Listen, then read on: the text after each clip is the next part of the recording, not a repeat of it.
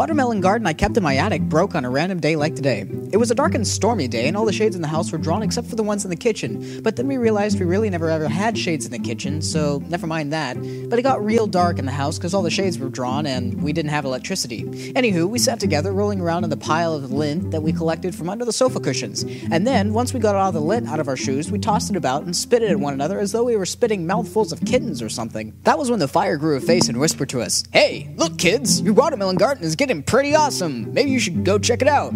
Cool, we thought, and went to the attic, which could only be accessed by climbing up the drain pipe on the outside of the second-story fireplace window.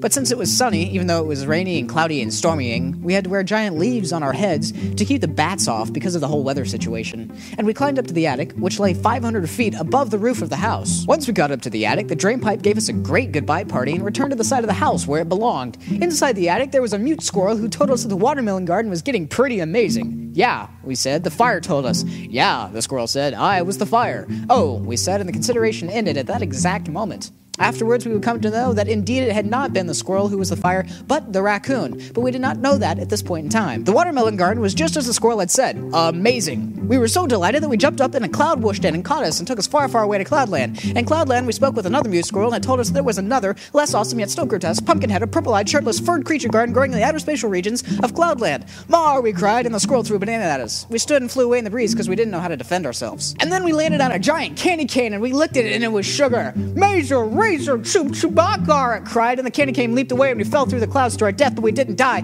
Instead, we woke up in an orange-hued Mustang driving down the road at 4 million miles an hour. I was all, "Woohoo!" and the others were all, "Meow, whoosh, kapow." And I sat back and stuck my head out the window, but I got hit by a flying oyster. But the raccoon was driving the car. I couldn't believe it. I mean, how could I be so stupid? I mean, when's the last time you've ever seen a person drive with a mask on? It's impossible. But I said, "Hey, you," and the raccoon turned its head. "I was the fire," it screamed, and the car flipped and everything turned chartreuse and my stomach flew out my chest and there was money inside. I was rich, but it flew away too and I was poor. The car flipped and flipped and flipped and flipped and I tumbled and the others flew away again, but they forgot me because I was made of grass and they didn't care. I landed in a ditch and teleported to the other side of the valley. They must have realized that I was gone because my watch exploded and caved my crumpled arm in on itself and everyone came swooping back into the bird's nest and fed the babies.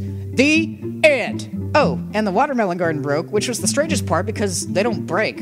But I get it now because nothing that day made a ton of sense.